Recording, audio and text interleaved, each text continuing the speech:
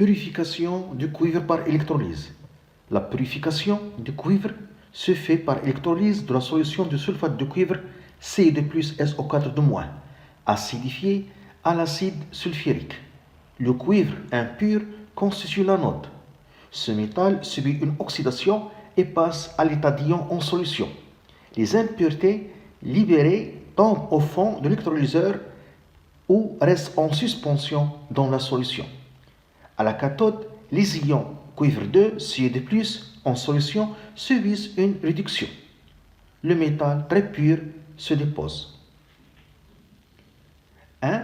Complétez le schéma en indiquant le sens du courant, le sens de déplacement des électrons, des ions positifs, cations, des ions négatifs, anions, l'anode et la cathode.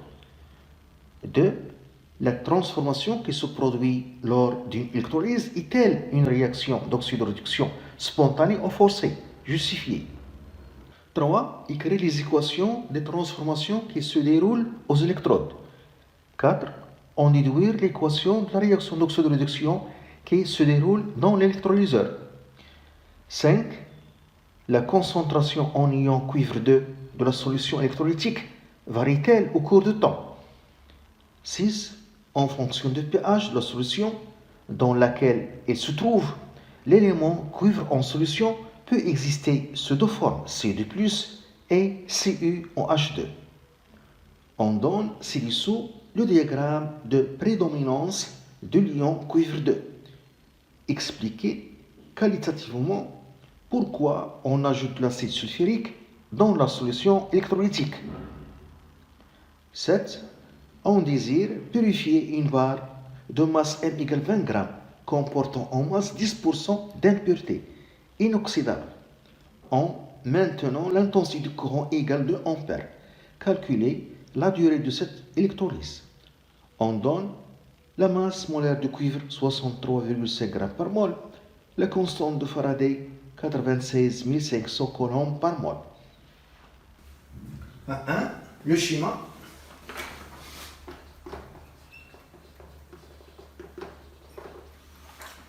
On a ici le schéma de l'électrolyse du sulfate de cuivre. Ici, cette électrode est constituée d'une lame de cuivre impur. L'autre électrode de cuivre pur. Cette électrode constitue la cathode, car elle est reliée au pôle négatif. Cathode. À la cathode, il y a réduction, c'est-à-dire un gain d'électrons. Et les électrons qui seront gagnés sortent du pôle négatif du générateur. Toujours, la cathode est reliée au pôle négatif du générateur. Le sens du déplacement des électrons, c'est le sens contraire du sens conventionnel du courant I.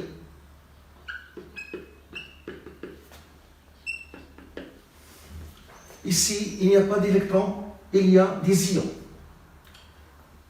Les cations se déplacent vers la cathode. Toujours. Les anions se déplacent vers l'anode. Cette électrode qui est reliée au pôle positif, c'est l'anode. La lame de cuivre impur constitue l'anode. Et l'autre électrode qui est constituée du cuivre pur, c'est la cathode. Deuxièmement, la transformation de l'électrolyse est forcée. Elle est forcée par le générateur. Deuxièmement, l'électrolyse est une transformation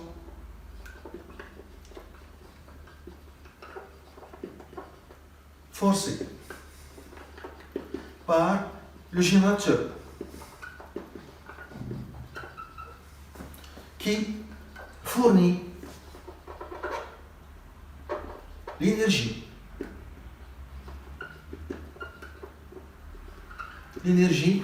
nécessaire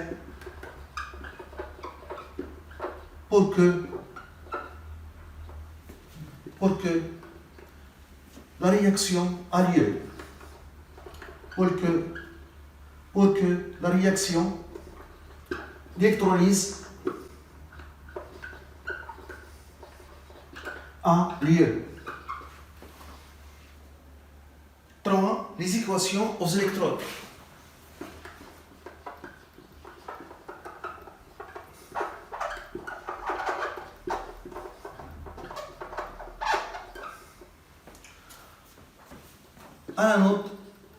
À l'anode, il y a oxydation.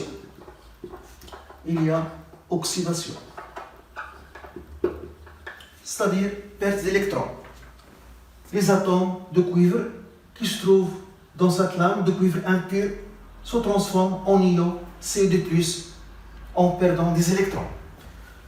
Donc Cu se transforme en Cu2+, plus 2 électrons. À la cathode, il y a réduction, c'est-à-dire gain d'électrons. Et les électrons qui seront gagnés sont les électrons qui sortent de pôle négatif. À la cathode,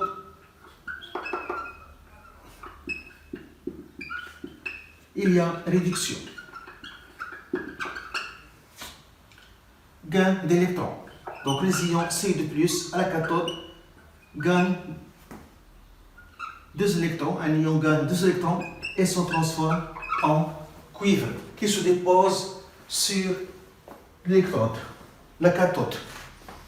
C'est pourquoi l'épaisseur de la cathode augmente et l'épaisseur de l'anode diminue, car le cuivre se transforme en ion Cu2+. L'équation de l'électrolyse.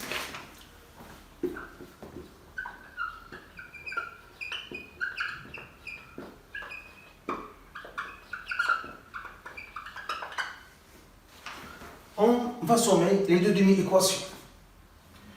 Donc Cu plus Cu2+ donne Cu plus Cu2+. C'est l'équation de cette électrolyse.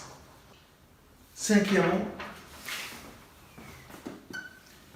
la concentration des ions Cu2+. La concentration des ions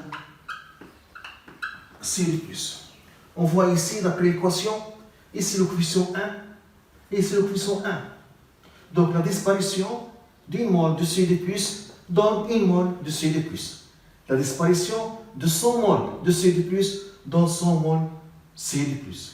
La disparition d'1 million d'ions Cu2+ donne 1 million d'ions Cu2+.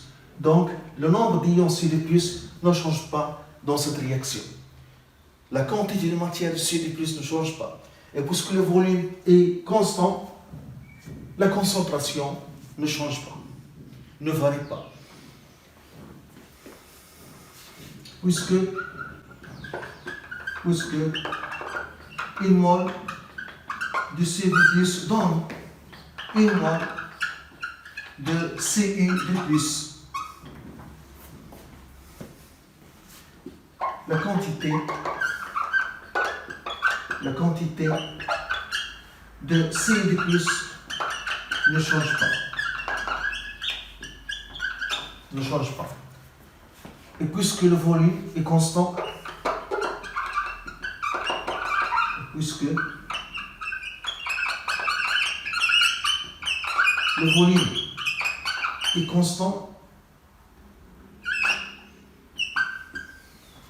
la concentration ne varie pas.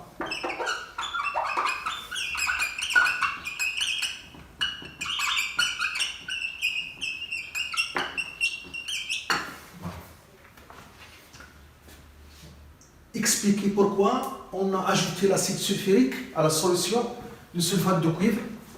Donc, sixièmement, explication. On a donné le domaine de prédominance pH, ici pH 5. Dans cette région pH inférieur à 5, les ions Cu2+ prédominent. Lorsque pH est supérieur à 5 de la solution, c'est l'hydroxyde de cuivre qui prédomine. Donc on ajoute l'acide sulfurique pour avoir pH inférieur à 5, pour que les ions C2+ prédominent. On veut que les ions C2+ réagissent à la cathode, vont se transformer en Cu, qui se dépose sur la cathode. Et aussi afin d'éviter la formation d'hydroxyde de cuivre. Donc pour avoir, voilà l'explication, pour avoir pH inférieur à 5 et éviter la formation d'hydroxyde de cuivre, CuOH2.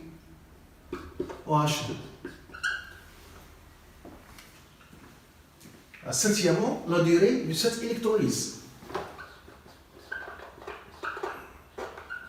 La durée de cette électrolyse.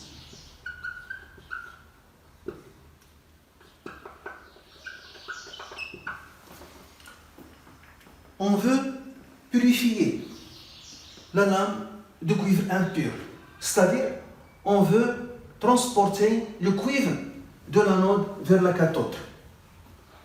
Et à l'anode, on a la demi-équation d'oxydation Cu se transforme en Cu2+ plus 2 électrons.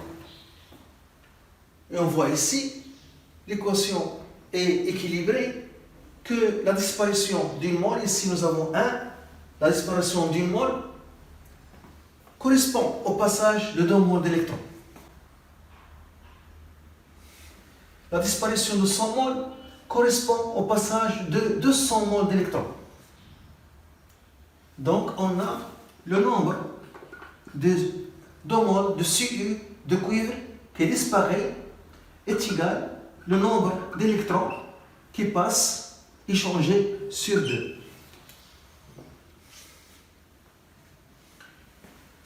Donc on a Cu sur la masse molaire de Cu est égal à 1,5 et la quantité d'électrons échangés Ci fois delta T sur Faraday.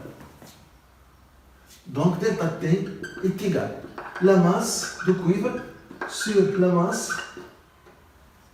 molaire fois 2F sur l'intensité du courant. Maintenant, la masse du cuivre. On a ici une lame de cuivre impure. On a dit dans les données qu'il a une masse 20 grammes. Et les impuretés représentent 10%. Donc la masse du cuivre ici à transporter de l'anode à la cathode, c'est la masse de la lame moins la masse des impuretés. Les impuretés, 10% de la masse. Donc on trouve M égale 18 grammes. La masse de cuivre à transporter de l'anode vers la cathode. Application numérique. Donc delta T est égal. Donc 18 sur 63,5 de Faraday 96 500 sur l'intensité du courant 2. On trouve 27 354